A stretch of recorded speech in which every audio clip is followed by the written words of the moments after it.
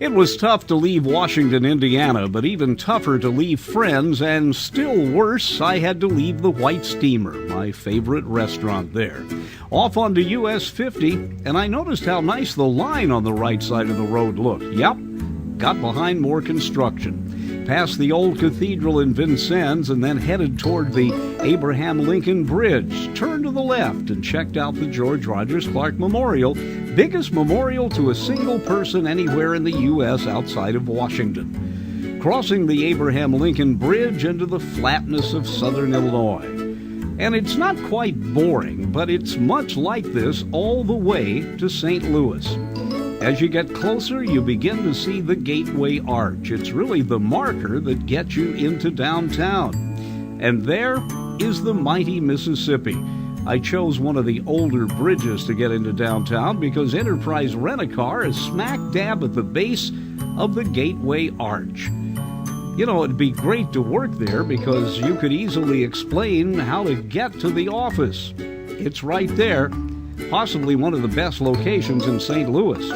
Enterprise drove me over to the Amtrak station. I was early, so naturally I stopped to get some soda pop and also to work as many crossword puzzles as I could until they sounded the all aboard.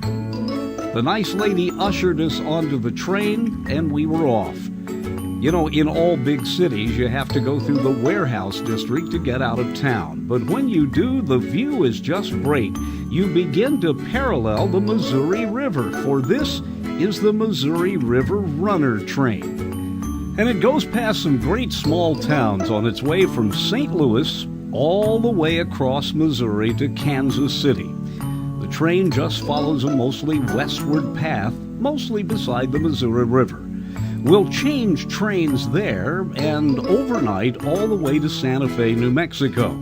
The Amtrak train that takes that routing started out in Chicago, and since it will be dark when we get to Kansas City, we won't see morning again until we're into Colorado. So the Missouri River Runner took us through some great territory.